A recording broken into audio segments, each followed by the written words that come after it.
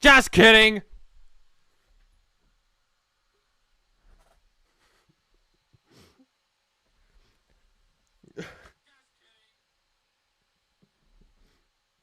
Hello, everyone. Yo, we're gonna have a music listen together for the next 2 hours. God damn it, no! I've disappointed all of you by showing up on time this time.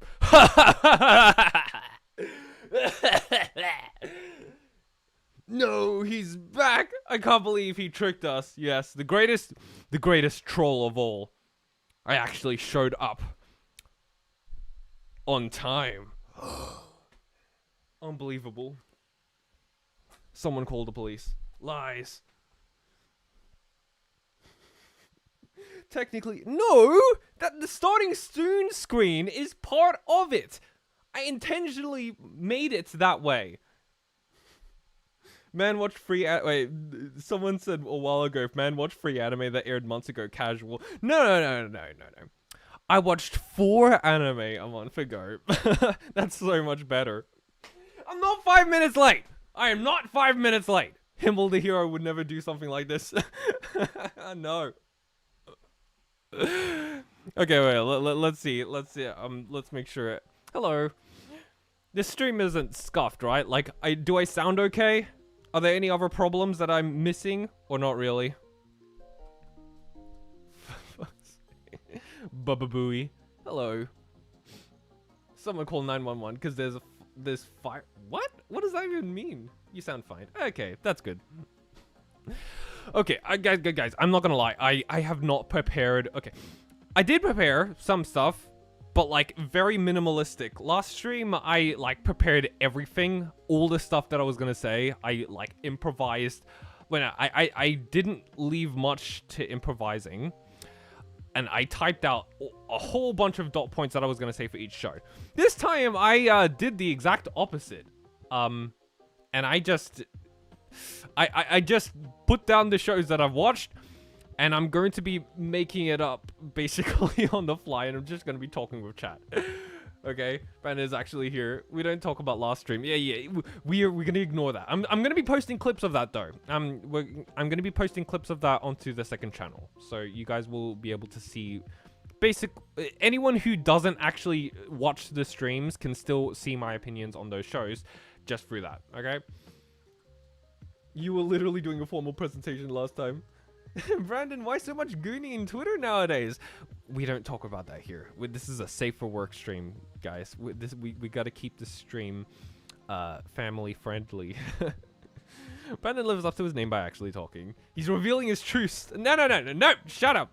We're not talking about gooning here. We're safe for work, family friendly presentation today, okay? Okay. Right now we're just chatting about whatever, but yeah. Okay, technically, okay. I started typing out stuff for the first one, but for the rest of them, I didn't. So that's just what I'm gonna be figuring out. Even babies can watch today's stream. Okay, maybe not, but like when Brandon Mog's coming out, can anime even get considered family friendly? Yeah, that's a good point, but we're keeping things YouTube friendly here, guys. When there will be no talk about gooning, not here. Not about such inappropriate conversations. We've still got under 18s, probably. I don't know. I have no way of verifying anyone's age, but like I'm hoping that most people here are not, are at least like 16 and above. So, yeah. No babies then. Depends. No, okay. Whatever. First one, like if we're all good, I'm just gonna jump right into it. I'm just gonna jump right into talking about the shows that I've watched. There's only 4 of them. It was Alya, Losing Heroines, and Look Back and Pseudo Harem. So those are the 4 I'm gonna be talking about today. So get ready for Brandon to start glazing his mid-Russian show. Shut. Juiced Wilson says, I'm 12. If there are any moderators here and he's telling the truth, can he please, like... Okay, whatever. This is a family-friendly stream anyway, so we're not going to talk about... That's like 3 harem animes. We're gonna ignore that for now. No, they're not harem animes. They're romance anime. I only happen to watch romance anime this season. Oh, I finished romance anime this season. So yeah, let's talk about Alya first. Let's talk about the dot points that I have up here first. And then just completely improvise the next ones, okay? So, Alya. For this one, okay, I'm gonna say unknown is correct. What are you... No. Whatever. They're not harem animes. Like, Alya isn't a harem. It's just a regular romance, and there happen to be other female characters in it, but they're not really love interests, really. To be fair, there are a lot of romance anime in the summer 2024. Exactly. So yeah, for this one, I really enjoyed it throughout the beginning. Shut up! Oh, no. It's a harem. For this one, I'm gonna say that I did very much enjoy it throughout the beginning, for the first few episodes. Ranma, I'm gonna be watching Ranma. I haven't started that one, but that one looks really, really interesting. But for this one, I personally think that its strength was its slice of life-ish aspects. Like, And Yuki, obviously. You can't not talk about Yuki. Like, um, yeah, I'm just gonna dive right into it.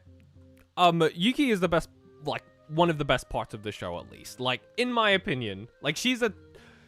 You should watch anime that aren't romance sometimes, shaking my head. No, I do. It just so happened that this season, most of the interesting shows were romances, okay? I'm going to talk about other not just romance. I'm going to talk about other anime on other times too.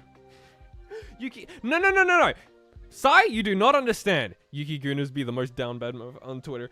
But seriously, I am completely honest. Yuki is unironically one of the most entertaining characters, like, in this show. Like, just by far, she is amazing, and really, really funny to watch. Like, she is a total chaos gremlin. For those who aren't on the Discord server, he likes Yuki so much that she was a server performer. Darkness did that. Darkness made that, and I agreed with it, okay? The two different things, okay? Darkness is the Yuki sip, not me. I watched it only for Yuki. I mean, yeah, a lot of people did. Like, she's just one of those characters that makes every scene that she's in infinitely more entertaining just by being there because of her personality. Like, she has the chaotic energy of a Nichijou character, yeah. Troll characters can be funny like Mai from Nichijou or annoying as hell. Yeah, well, in this one, she's actually funny. So, I love the way they introduced her as well. Like, am I the only one who didn't only watch Roshidari only for Yuki? I didn't.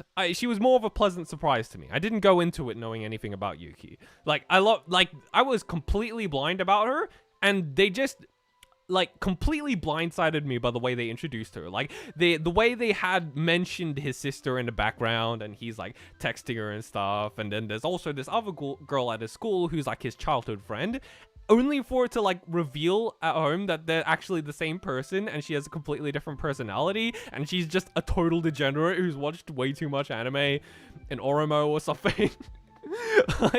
like, yes, she's technically like a brocon type of thing, but she plays it more as a joke than it is, like, actually serious. So you can... it's more like she's taking the kick out of it. She's doing it because she thinks it's funny.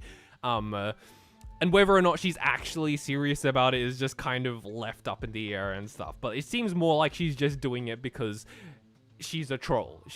That's just who she is as a character. Yeah. Gay people are cool. Yeah. The anime community. Yeah.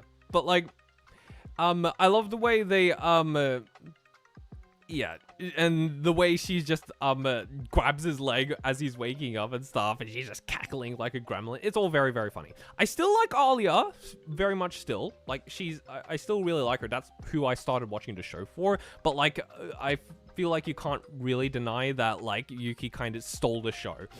But, like, she's a walking shitpost. Exactly. That's basically exactly what she is. I mean, that's probably why people found her so entertaining, but that's exactly why. Hello, chat. Hello, Egg. But yeah, the overall thing that I liked about the show is that it's, like, as a show itself, the reason why I liked it initially, like, was because it was just basically just a regular slice of life rom-com, but with insanely good animation, and that's all I basically really needed it to be. Like, I didn't go into it expecting it to be any kind of revolutionary, or, like, have an amazing, subversive story or anything. I just kind of went into it going, okay, we've got a tsundere character, there's a gimmick there, and, all I'm really looking for out of this is that there's going to be some kind of romantic development, and the slice of life and character interactions are entertaining. And it also had insanely good animation. I really like its art style as well. It's very, very pretty. And that's basically all I really needed it to be. If it just continued with that and just had good romantic development, focused more on the character interactions, I think I would have enjoyed this show, like, fully. However, to me, if you like slice of life, check out Days with My Sister. Yeah, that one also looks really good. Dogo Kovo is on the Alabama arc. I mean, yeah, kinda. But yeah, to me personally, it started gradually getting less interesting towards, like, the middle, like, near the end kind of ish. And that's mostly because of the entire student election aspect of the show. And like, it wasn't bad, but it was probably, to me, the least interesting part of the show. And that's also kind of why I think not as many people were talking about the show near the end as much as they were at the beginning.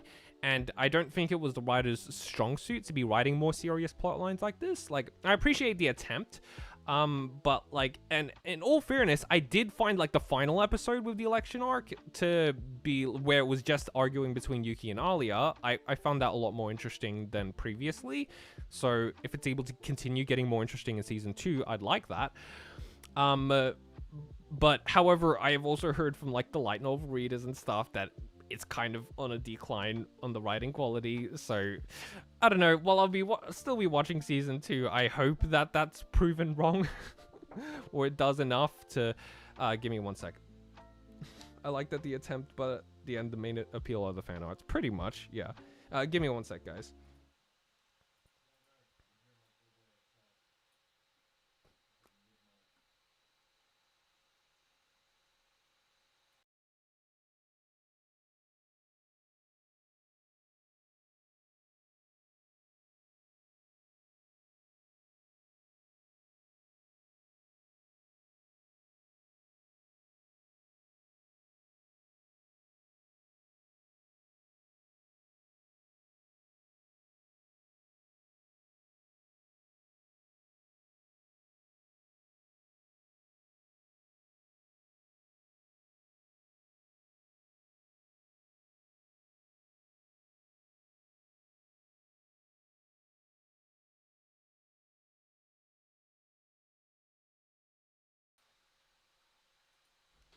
Sorry about that, guys. No, Red is gone again. Oh, it was only temporarily. Yeah, as Baron said, I like the attempt, but at the end of the day, the main appeal of the fan arts, and like, I think the finale of the anime gave Alya a chance to shine because she didn't get her moment beforehand. I think so too. That's why I also like the final episode, and I think that's kind of, I feel like Alya could, I'm kind of frustrated with it. I wish it kind of gave Alya more to do and had more chances to show like what she's capable of, and I feel like she only really got that near the end, and even then it could have been more. I don't think that's Alya's fault specifically. Like, she's clearly a capable character. I just think that the writer is just kind of letting the main character Masachika basically do everything, and yeah, I'm hoping that changes at some point. The pipe bomb didn't work. This is Yuki propaganda stream. But yeah, I'm gonna say that my favorite parts of the show were around the first 4 episodes, like when they were going on the shopping trip, and like Yuki was just messing with the both of them the entire time, and they don't know, like Alya doesn't know the entire time that Yuki is his sister, and they went to the super spicy restaurant. Fun stuff like that. That's what I enjoyed most about the show, and of course the fan service scenes, like the sock one. It was just crazy stuff, and very, like, it was just entertaining in a way. It was just like, this is just crazy. I can't believe they're doing this. Like, the MC sucks. Yeah, Unknown doesn't like it, Masachika at all. I thought he was fine. The moment of her in the cafe taking the initiative gave her a moment in the romantic sense too. Oh yes, that was also really good. I like that. But yeah, another aspect I really liked was when it got into the more substantial elements behind the characters, like with Alya's backstory when she was a kid and how she met Masachika. That was also a really good episode that I liked earlier on. And if I had continued with stuff like that throughout the entire thing, and just have fun character interactions without really having that much of a streamlined plot, and just kind of was about more of the characters than anything, and it just had steady romantic progression, I think I would have liked the show a lot more in the end. And like, I still enjoyed it, and I'm glad I watched it, but I wouldn't exactly recommend it as like peak fiction or anything, especially if you like don't like rom-coms. This isn't going to change your mind on that, and it doesn't really do much to change the formula either or subvert expectations. I just watched it for the character moments and the romance, and that's mostly it for now. And like, if that's all you're looking for, you'll probably enjoy that too. Who we stand thigh-high socks in this house. Yeah, exactly. Just, it was a peak scene just for that, like, because it was cultured. They understood the mission. That sock scene was definitely strange. Yeah, of course she would say that. But yeah, okay, now that I have basically 0 notes left, I'm just going to completely improvise. So, is it just me or does characters from Russian anime have silver hair every time? I don't know why that is, but that is true. I don't know why that is like that. Is Sheep allowed to be watching the stream? As I said, this is going to be mostly family friendly, so I'm going to keep it that way. Sheep can watch the stream. It's fine. I'm not going to talk about anything inappropriate or anything, or at least, like, even if someone says that in chat, I'm just going to, like, ignore it. But yeah, okay. Makeine, too many... Is that how you pronounce it? Makeine? Whatever. Too many losing heroines. Good question. The stream isn't baby friendly. Okay, that is a good question. Listen. Okay. I'm going to say it. This was my favorite show last season. Like, by far, this was probably the most consistently high quality every single episode. Every single episode of this show was great. And I'd highly recommend pretty much everyone watch it. Like, watch him talking about something alright again. No, I'm not! Makeine. Yeah, I'm pronouncing it right, aren't I? Whatever, Makeine. And yeah, it literally got me hooked within just the first scene. Like, the entire segment where Nezumiku and Anna met for the first time in that cafe, like, that was just a really fun way of introducing the premise of this show, which is that it's about these, like, all the losing girls in your classic rom-com. Like, every time, we all know how the rom-coms go, where there's all these different love interests. In the end, he chooses the main one, who's generally like the homewrecker, which they refer to them as that in the show. But usually they're like the tsundere character type of thing, and they show up, and they're the ones who's choosing in the end, and the childhood friend is basically left in the dust. And this show is basically about those characters who are left behind, and basically those are the main characters of this show. And Nezumiku, the main character, he's the guy, but it's not really a harem. It's more so that he's just kind of their support guy kind of thing. But like, there is also some suspected romance down the line, which I don't know, that's going to completely, we'll have to see how that goes. We don't know how that's going to go so far, but so far it's really good.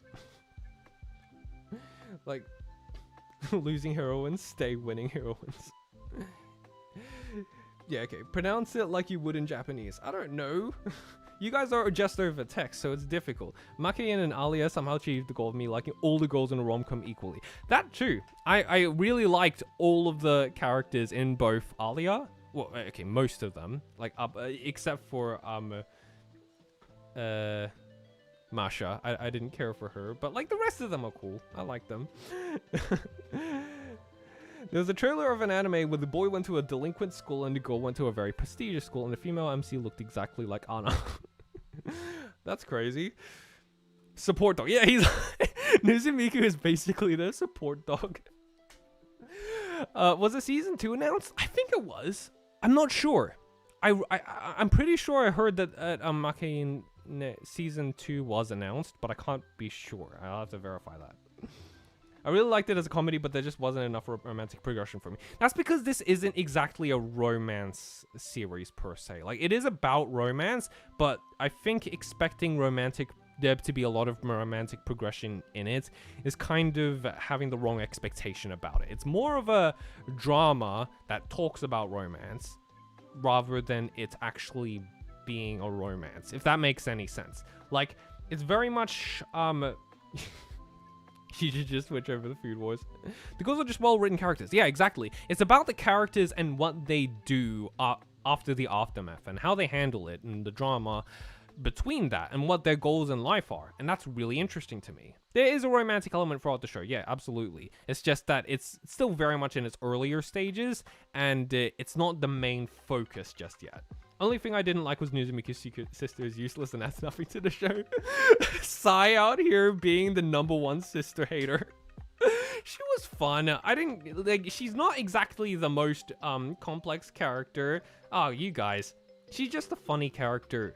not every character has to be the most plot relevant, like, or deep or complex. Sometimes you can just have a funny sister character who's just there and be cute, and that's it. Like, she's not exactly taking up a ton of screen time anyways. They needed more bow ties. Yeah, that had me questioning quite a few things when I was watching the before I watched the show. Why do the uniforms have so many bow ties? The author definitely sets her for the 4th heroine. I don't know. But yeah, it has a really interesting idea, and I like the way it explores it, and it has a lot to say about relationships, love, your personal feelings, and like the way we process them. And like, I don't think there was a single bad episode in this show, in my opinion, and I really like the way it handled that. I like the way it handled the drama. My personal, I still really like, one of my favorite parts of the show is the dynamic that Nozomiku and Anna have. They have an absolutely amazing amount of chemistry just every time they talk to each other. Like, Anna, like, was one of my favorite waifus of the season. Like, very much, she just completely destroyed my expectations. She's really funny, she's really likable, she's constantly eating, and I love that. And she's kind of like a less dumb version of Aqua, if that makes sense. And like, she's constantly teasing Nozomiku and basically rejecting him before he asks, but like, at the same time, that's just kind of part of the dynamic. Like, his interactions with both Anna and Komari is peak. That too, Komari is also a really well developed character, and she really also completely like blew away my expectations, because like, when she was first introduced, I was just like, I'm not really sure I like this type of girl. Very like she's very the types who are very shy and like nervous and stuttery and stuff, but like, she's very well written and she's very interesting and deep as a character. And the way she's like how long is this stream gonna be estimated? Probably like an hour.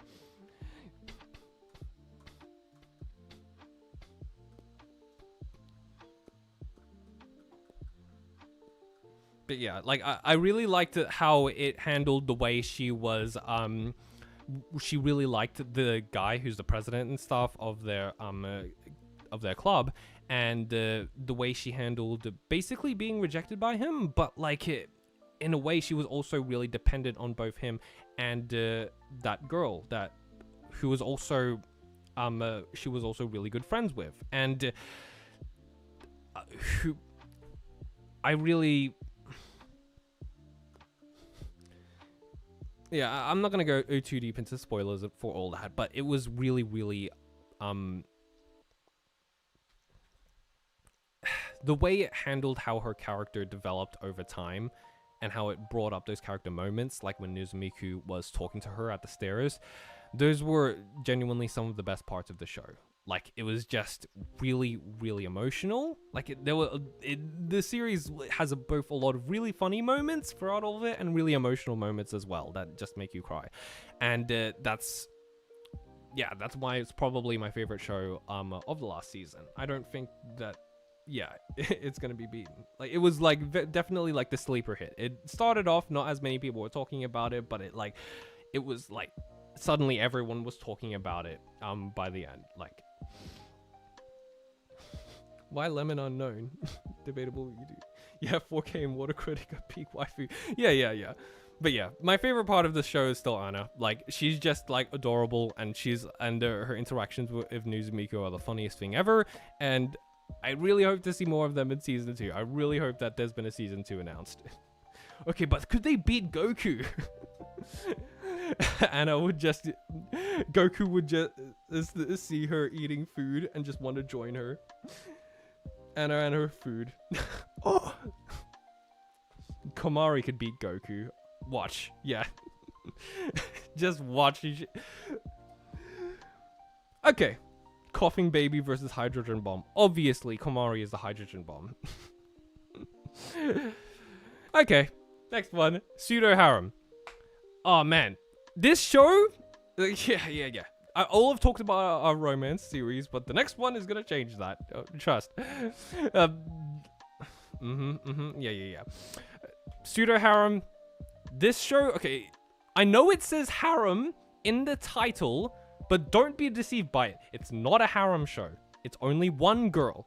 And she's the entire premise of this show is that it's basically one girl who plays all the different roles that would usually be in a harem. There's the tsundere, the kudere, the childhood friend, the cheeky type, all that stuff.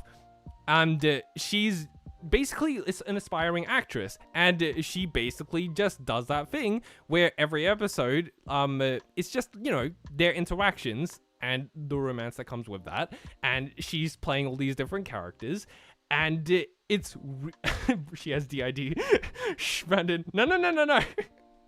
Yeah, but this is super misleading. It's not a harem show at all. It's just a regular romance. One girl, but multiple girls. Yeah, exactly. Why have multiple girls when you could have just one play all of them? Then everyone wins. But yeah, you guys need to watch this one. This one is really solid. And if you like shows that are completely diabetes, very, that are just really cute and just have you constantly smiling the entire time while watching it, if you like those types of shows, absolutely watch this. Like, this is just, yeah, exactly. It's called Pseudo Harem, not harem. It's called a Pseudo Harem. But the animation isn't quite there yet. Like, it's just it's very basic. It does what it needs to do. But like, honestly, that's fine. It doesn't need good animation, because what this is really about is the interactions between the two main characters, which is the main part of it. It's very natural. It's very wholesome, and the most surprising part of this for me, like, how many people have seen this? I want to know how much to give away exactly. He's lying. There's many goals and they switch place in a picosecond. Nanakura Rin. Yep. That's her name, Rin. John. But yeah, I think one of my favorite parts, I'm going to be really like, I'm not going to give away too much. At least it's better than Blue Lock.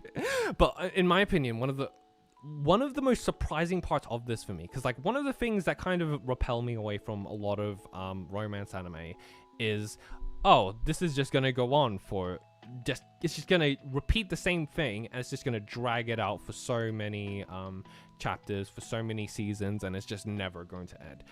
This one does not do that. This is a completed story within one season. That's it. The end. There's nothing else after this. This concludes everything within just the one season. And that is so refreshing to me. Like, I was reading the manga. I actually read the manga before I watched the anime for this, and I was surprised. Oh my god, they're actually making romantic progression? I thought this was just going to be a regular serialized episode of the week kind of thing, where it just kind of resets every single time and nothing changes every single time. But this time, that does not happen. It does that for a few episodes, but then things actually start to change. And that was so good to me. Like, I love that. And yeah, and by a certain point, I'm just gonna spoil it, because like, yeah, it's a romance anime. Like, what else are you expecting? I'm not gonna go into details, but but like 2/3 of the way through it, they're already dating, and it's just instead the situations are about what they're doing now that they're dating, and it's still structured in the same way, but things have changed and there's progression, and that's so good. Like, Pseudo Harem is a nice midpoint between Tonikawa's couple getting married in episode 1 and normal rom-com manga that drag out the romance for 400 chapters. Exactly. And that's exactly what I've been asking for this whole time. I want more romance anime that do this, where it doesn't go on for too long, but it doesn't just immediately have them get together on episode 1 either. It's a nice middle ground of slow burn, and then they get together, and that's exactly what I've been asking for. I'm so glad that I finally got it. Like Rent a Girlfriend. Oh my god. Everyone talks about Rent a Girlfriend. I love Rent a Girlfriend. Oh man, Unknown is not gonna like you. No, not Rent a Girlfriend. I love how that's immediately always the most the punching bag of dragging romance out for ages. But yeah, one other thing that I wanted to mention, however, is that there were a few small strange decisions to me when adapting the manga to the anime, because I watched the manga first, and there was this one scene that was in the manga. Like, I was really looking forward to it because it was my favorite scene in the manga, and that was when they went to this hotel, and that was where some certain things that they said, it was like, that was where it really surprised me by the direction that the series was going. I'm trying to be vague here without spoilers. But that was the point where it really surprised me with how it went. And in the anime, it did the same thing, and they said the same things, but instead of being in a hotel room, it was in more of this public area where people can sleep. And I didn't like that change, because like, part of what made the initial moment so special to me was that it was intimate. They were both together in the same room, and they were sitting on the same bed. That was what made it, that was a huge part of it that made it so, that moment so good.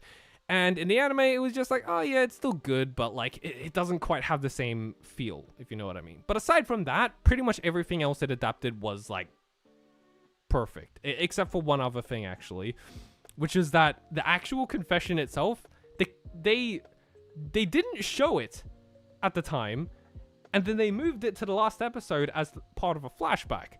And I'm not sure why they did that instead of just showing it. It was only like 10 seconds long anyway, so I don't know why they withheld it from us like that until the final episode, but whatever, at least they showed it. I was partly scared that they were never going to show it at all. Okay. Runner for girlfriend teaches sad, lonely, and that it's okay to be abusive and creepy. No, Sai! I mean, I haven't read it, but I I can't say. Is that really what it teaches? Okay, question to you guys. Have any one of you forgot reading, but even noticed that there are chat rules in the description? Have you guys forgotten? Oh man, that sucks. Similar to Nisekoi or something. I don't know. I haven't read it.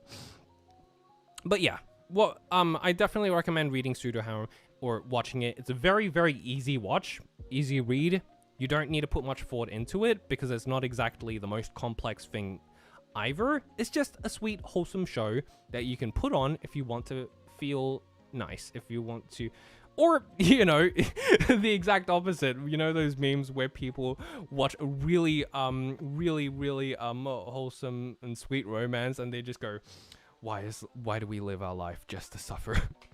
Why couldn't I have this? I'll probably watch it if I'm bored and not in the mood for anything. Yeah, sure. There's no rush. But it is a completed story, and I'd highly recommend it for anyone who just wants to watch a really sweet, wholesome romance. And that actually concludes things. And that in itself puts it ahead of so many other romance. It's really funny to me that the only show I've watched with the word harem in the title is purely monogamous and pure romance. Exactly. There should be more wholesome one-season romance like Tomo-chan and Pseudo Harem. Exactly! We need... I think we might be finally getting a comeback, though, with Tomo-chan and Pseudo Harem. Hopefully there'll be more. They'll see the example of this and go, hey, we can actually resolve it! Ha! Who would have known? But yeah, those are my thoughts on Pseudo Harem. It's a really good show. I liked it. Does it leave you with post-anime depression? Not really. It just kind of leaves you on a, that was nice. I'm glad I watched that. And you're nice, and it's nice and like fulfilling by the end. You don't really find yourself wishing for more. It's just a complete experience, and you walk away satisfied. That's how I felt. That's how I felt about it, at least. I'll show it to someone lonely so they can suffer. Oh, that's mean. I really hate the character design of the girl in Tomo-chan. Oh yeah, I didn't mind it, but yeah, well, I'm not going to get into that. I'm not going to get into that. I haven't actually watched Tomo-chan yet, aside from just the first episode, so I'm not going to get into that. Final one that I have watched last month. As you can see, that I've watched significantly less. That's mostly because, like, yeah, last streams was all the anime I'd watched that year, and this one is just for 1 month. And last month, in September, I didn't watch anything, so... I mean, I didn't finish anything. I had watched a whole bunch of stuff, but I was only just starting it. So last month, so in October, I finished a bunch of them. Brandon, no spoilers for this one. Don't worry, I will not spoil anything. I will just tell you that I thought this was really, really good. And I watched it in cinemas with my dad. And he also really enjoyed it, from what he said at least. But like, this, I actually read the manga for it first. Depression, the movie. Look back was weird. I thought it was weird in a good way. Like, to be honest, can Fujimoto actually draw something wholesome? I mean, it was fairly wholesome for a portion of it, at least. No, don't overhype it. It's not like super like depression and stuff, but like this. One thing that I really admire about how Tatsuki Fujimoto writes a lot of things is that he doesn't just play everything straight in the most predictable way possible. He tries to actually, he views this as a real craft, and he says, how can I move this around to make things more interesting? How can I play with the limits of this medium?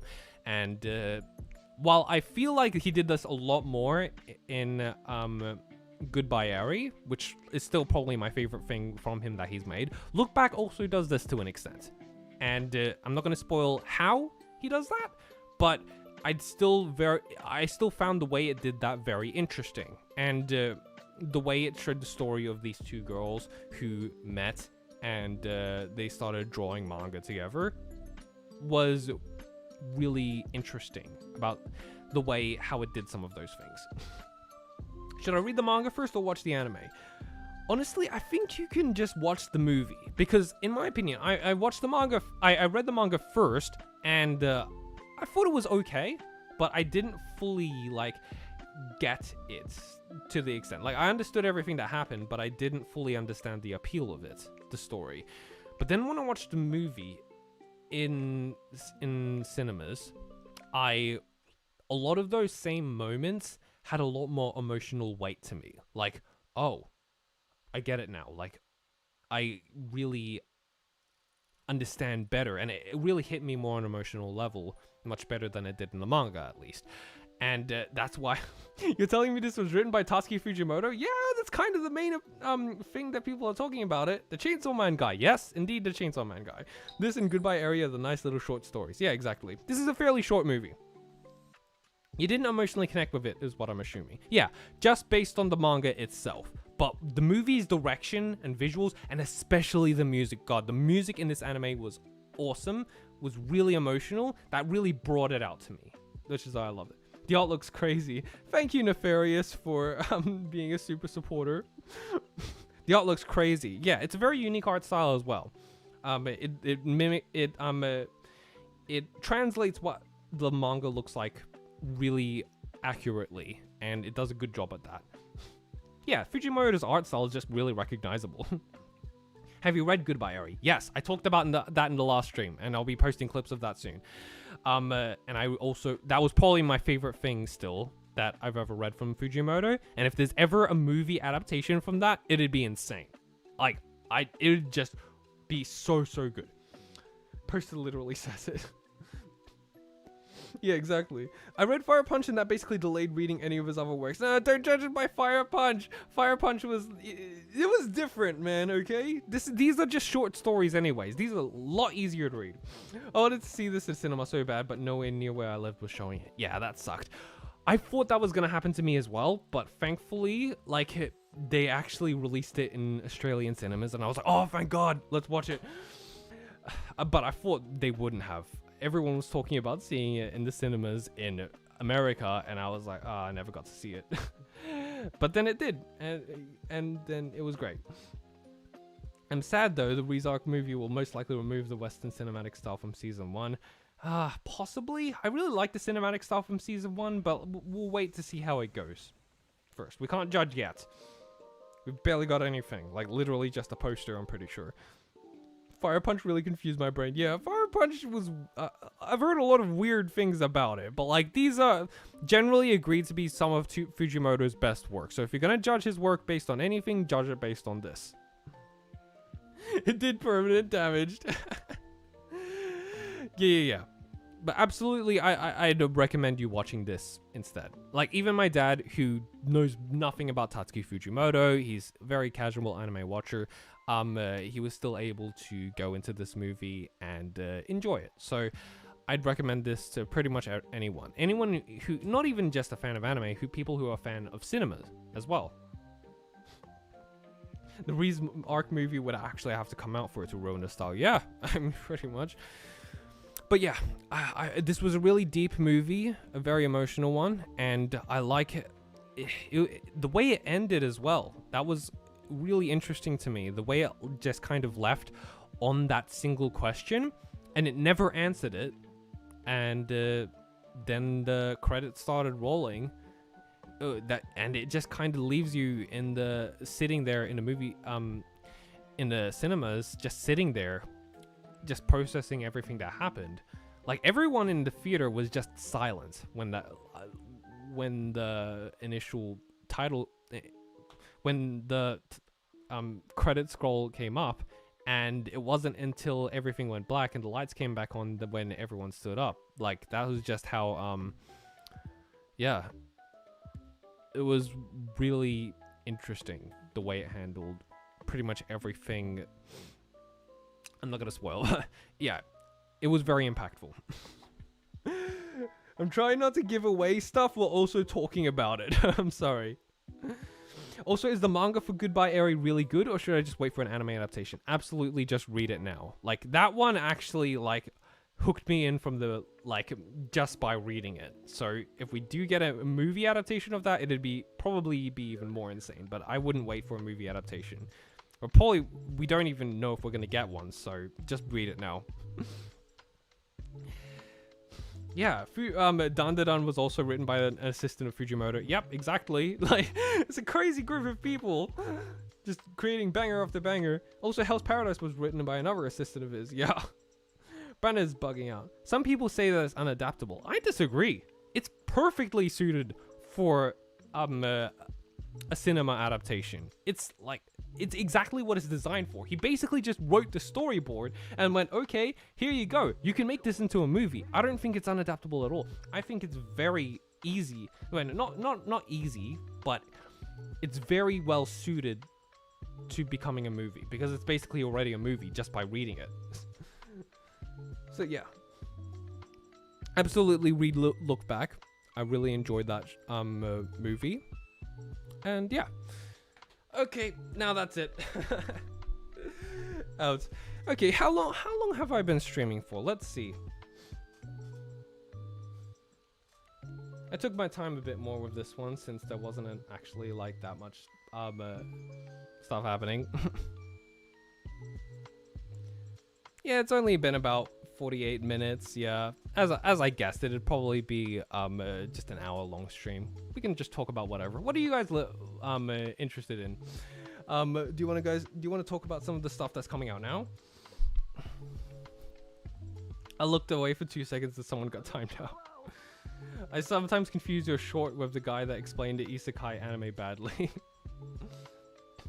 50 minutes, Brenda. Yay, a short yap session. This doesn't need to be a super long stream. It's fine. I was only planning for this to be fairly short anyways. Sumo show is peak. Oh yeah. That was the elementary schooler thing that was coming out. The one with the title that made everyone go, what? What is that? The one that sounds really bad, but is actually kind of wholesome if you actually watch it. Really unique story about a period of time in Poland. This is the Orb, the movements of the earth from this season. Oh, interesting. I've never heard of that one. Did you see Uzumaki? I've never been so... Oh, man. Everyone was talking about Uzumaki. That was just... Okay. I was planning on watching it, but now I'm not even sure if I want to. Because... yeah. Like, everyone's like, wow, episode 1, greatest anime adaptation ever. And then episode 2 came out, and I was like, oh. Oh, this is... Oh, no. This is not very good at all.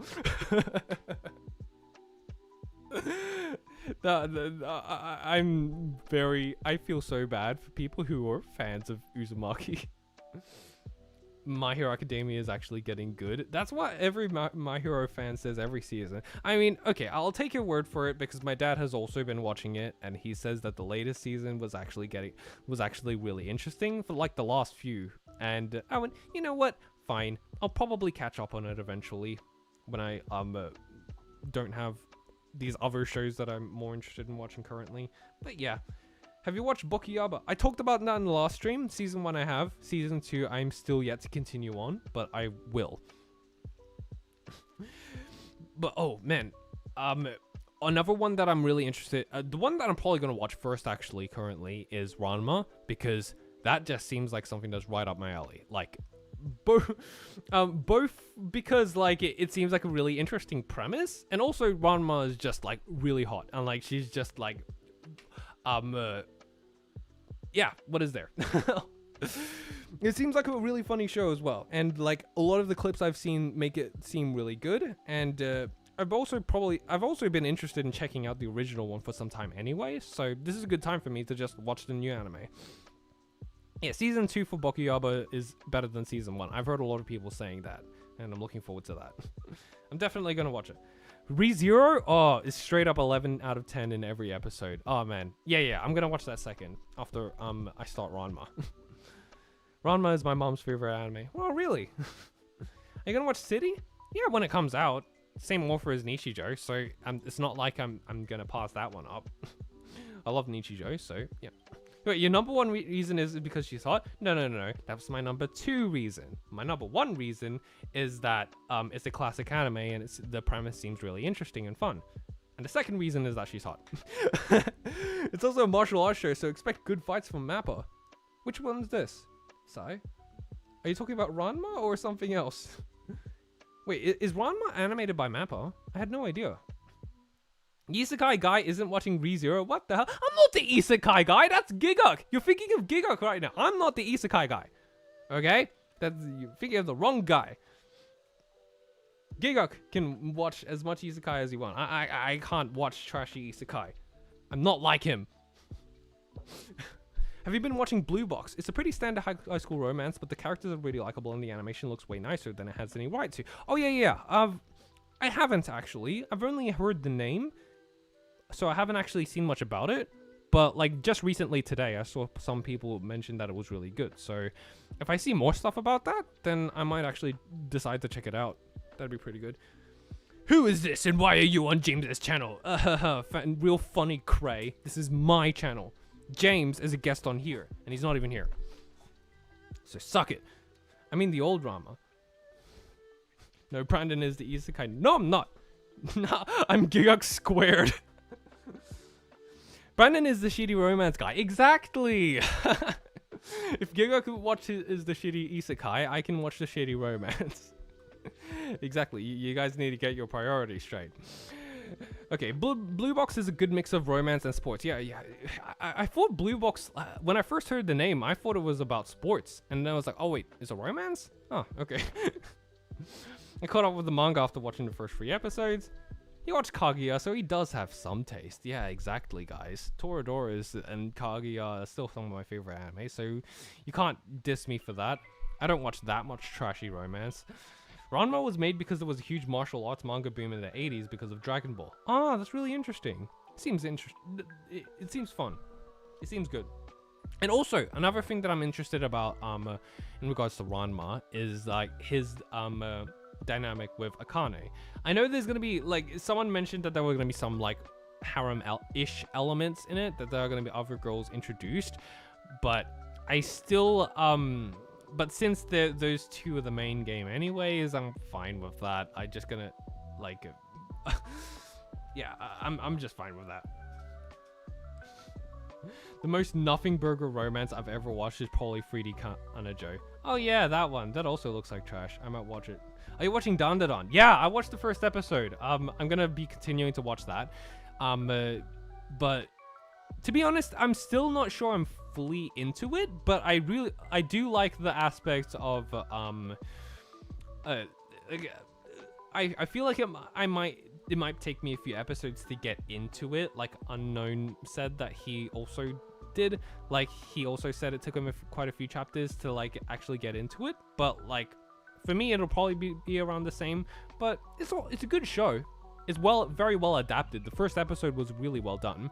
But yeah, like just based on the first episode, I wasn't absolutely sure it was for me, but I'll still continue watching it anyways because it's still like very well done and I respect it. Dude, I swear to God, almost all the anime that are on Netflix are discontinued or not getting another season. Oh man, and imagine relying on Netflix. But yeah, that does suck, especially when there are a huge amount of people who are using Netflix to watch anime. I think that Blue Box falls into the sports anime for people who don't usually like sports anime category. Oh, okay. Interesting. Akane is a violent tsundere, but she has a reason to get pissed, plus she's a legit nice person that cares for Ranma. Exactly! She sounds like she's right up my alley. I love those type of characters. I love my tsunderes. I watched Dandadan pirated, not knowing I watched the leaked version. Oh, there was a... Oh, okay. Dandadan goes hard. The first episode makes a bit of a bad impression with the UFO scene, but it gets really good really quick. I didn't care about that. I saw a lot of controversy in regards to that on Twitter, and the chibi reviews kind of thing. I'm not going to talk about that, but like I still liked the episode in general. I didn't think much of it, honestly. I knew it was going to... I didn't really see it as being that fan servicey. I saw it as more of a, you know, it was actually like playing it fairly straight. Like, you know, aliens kidnapped, they do the probing kind of thing. In this case, it was kind of portrayed in a panic-like situation. Like, this is clearly a bad thing. It wasn't portrayed in a way that's meant to be like hot or fan servicey. It was just showing it as it was, and it wasn't that bad in my opinion. But yeah. Just have every streaming platform. Yeah, skill issue. I started Dandadan with the anime. It's really good to hook you. Yeah. Oh yeah, Netflix is so bad at promoting their anime. It's like it's like Pluto, Summertime Rendering, JoJo Part 6. Yeah, the first thing I thought of was JoJo Part 6. Almost nobody was talking about that. It's like, why do they... I don't know why they insist on doing those batch releases with the binging instead of just airing it weekly like normal. Like, you'd think that would mean that people would actually be signing on and staying with the subscription longer because the episodes are airing weekly instead of just binging it all at once. But I don't know. I'm not the head of department or whatever. I'm not in charge of that. But yeah, I don't like how it's basically killing so many shows because they insist on that.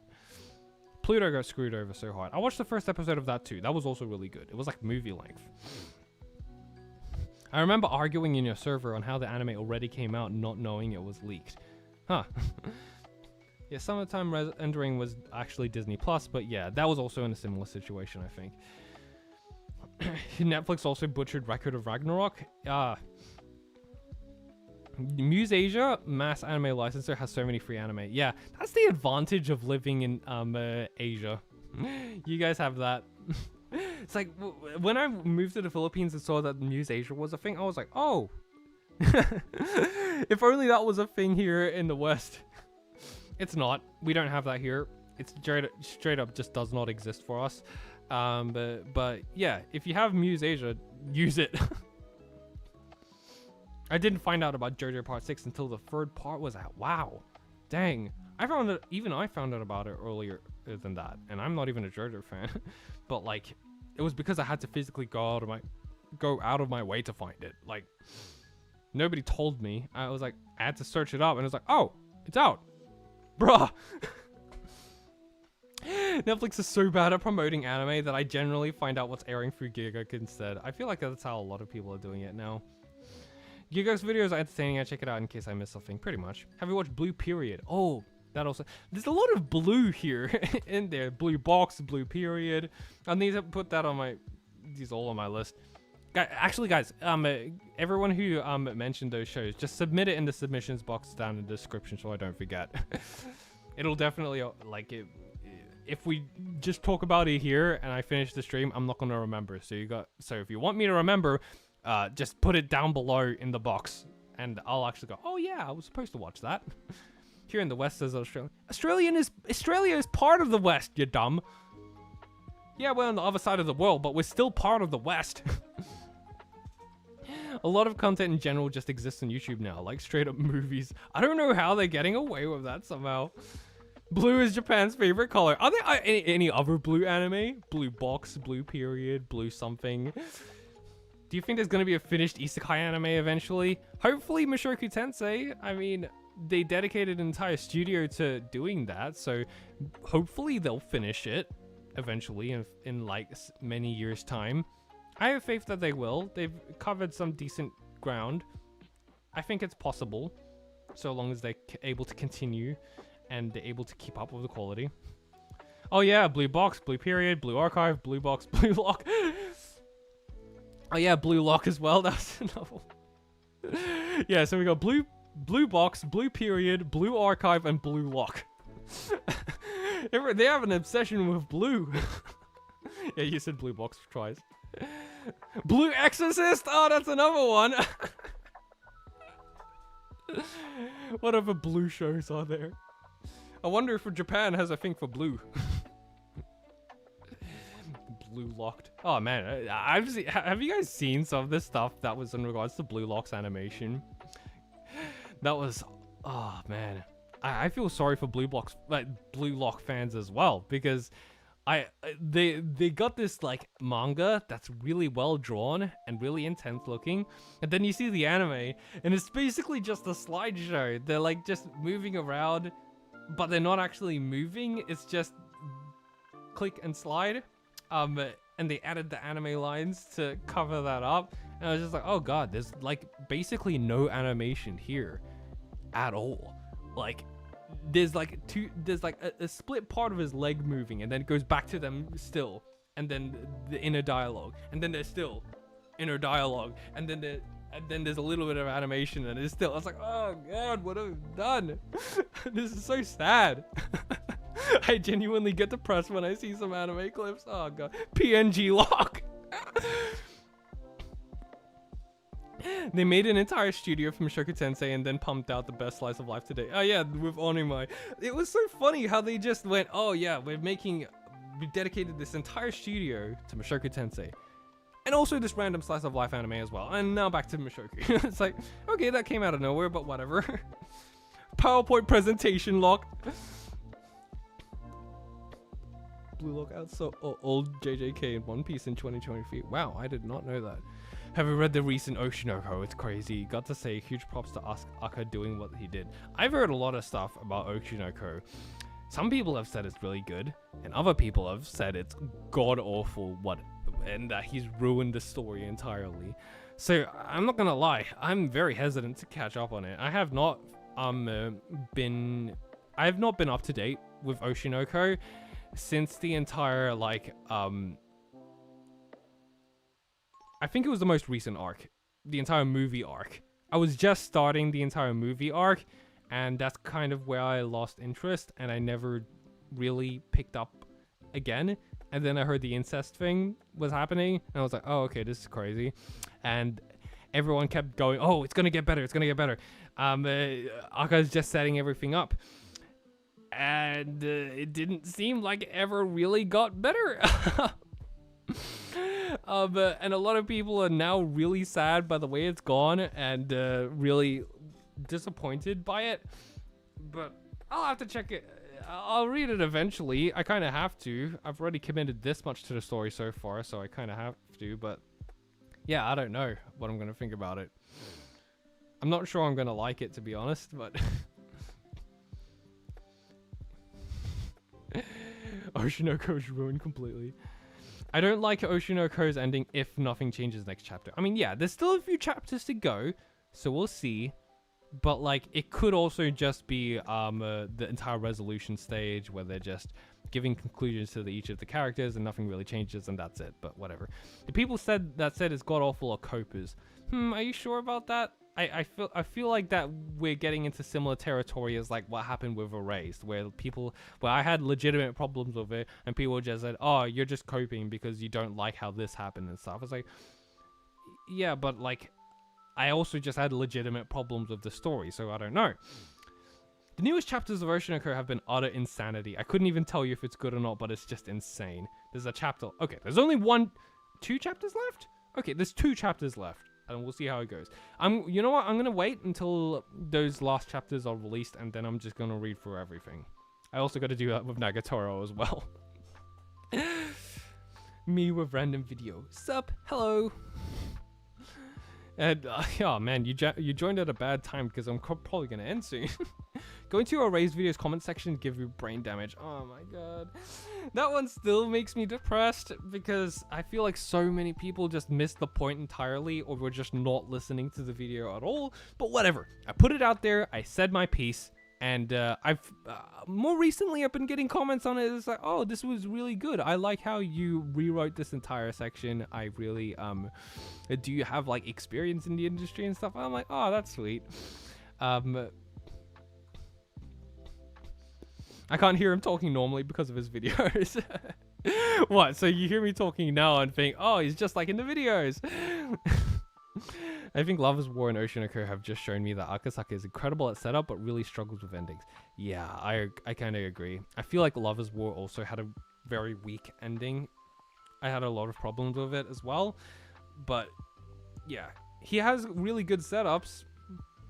But yeah, I feel like that means that it should have been a red flag when Oshinoko was like getting really weird with the entire setup of the movie thing. And setups is supposed to be Akasaka's strong suit, and people thought, oh, it's just not good because of this is going towards a payoff. Maybe it's not that, because he struggles with endings and he's really good at setups. So if even the setup's not good, then maybe we should be worried. I don't know. I speculate that he planned the incest from the start, but had to secure an anime to become a successful mangaka before he revealed it. I mean, maybe, but it feels like, I don't know. I'll have to actually read through that section to give my thoughts on it. Like, I've only heard about it still. Do you think Beastar's final season will do Melon justice? Not unless it changes some significant things. I also thought the last arc for Beastars was, like, really just not good. I liked Beastars throughout the beginning, but, like, it just kind of became a mess towards the end. And there was so many ass pulls and things that just didn't make sense, or things that just came out of nowhere, and just not really good ways that they handled the characters and some of their resolutions. I didn't like how convenient some of those things were, and how other things just didn't really make any sense. And because it's like, sometimes writers do this thing where it's like, oh, we're ending our manga, and we're just going to end things on a quote-unquote realistic route, where you can't really, where like something like, where the author makes a decision that's technically bad for the characters, but is kind of expected, and like you can kind of see where it's coming from. When not see where it's coming from, but it's like you can't really argue against it because it's realistic, and so it's like it's kind of, but. Because like if you have problems with it, it's like, oh, you're just coping because you don't like how character A ended up in this situation, but it's realistic. And I'm just like, yeah, but just because it's realistic, it doesn't mean it's good. Like sometimes like it needs to have a proper amount of setup and thought behind it, and it needs to make sense for how the story has been going. It can't just be, oh, we'll just end things suddenly, but it's realistic. No, that's not enough. It needs to make sense with the themes of the story as well. It needs to actually say something. Beastars is Zootopia, but not Zootopia. Oshinoko didn't begin until Aqua was already rich and famous off of Lover's War. Yeah, exactly. So I don't know. Akka is good at takeoffs, but inconsistent at landings. Yeah, I kind of feel the same way. Yeah, it's kind of disappointing, but whatever. Oh, have you seen what Beastar's author just started to work on? Yeah, I have. Oh, that is crazy. I feel like Beastar's author is just getting more and more degenerate as time goes on. First Beastars, which is already very weird and wacky, but then the next one is Sanda, which is about a super muscular Santa Claus who's very sexy, and like I can't even describe it. There's so many insane things that happen here. And now this one, which is like I'm not even gonna describe it. It's just not safe for work. But it's very it's very spicy, very crazy premise. I'll probably check it out just purely out of curiosity. Like, how do they even think of that? But yeah.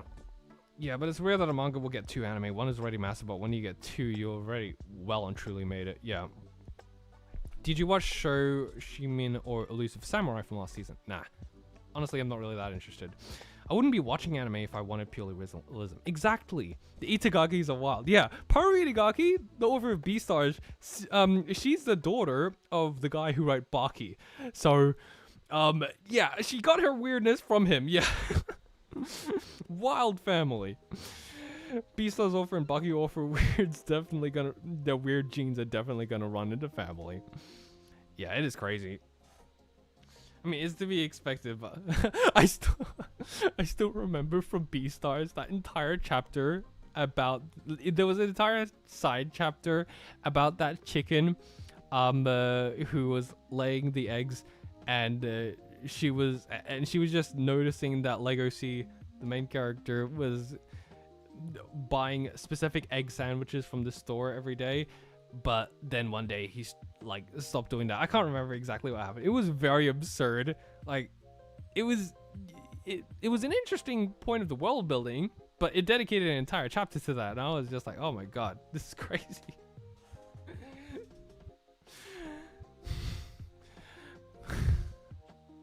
I can't believe that I skipped Shoshimin at first. What's that? Have I heard of that? Shoshimin, what's that? Let me see. Shoshimin.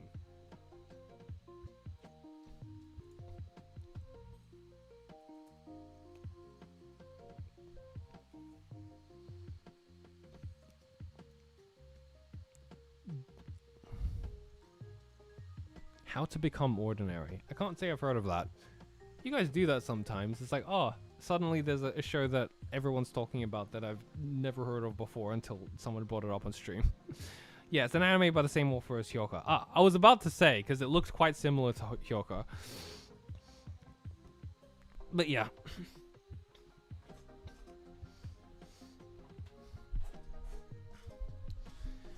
Okay. I feel like, have you guys submitted stuff in this submissions box yet? I'll see it after stream. Oh, no wonder. Yeah, that basically explains it. All right, if there's nothing else to talk about, I think I'm pretty much done with today's stream. It should be good. I've been streaming for how long now? An hour and 12 minutes? Yeah. That's a good timing. I think that's good for now. Can we submit something else other than anime? Yeah, visual novels and manga are good as well, so long as it's something that I'd be interested in. Like, or you think I'd be interested in at least. Just a recommendations in general. It's not just limited to anime. Yeah, sure. Go ahead and submit some now. Alright, good night, guys. It's a lot more mature than Hyoko. Yeah, okay. Yeah, it's like past 12 for me. Okay, thank you guys so much for joining. And, thank you for joining the stream. Bye! Oof.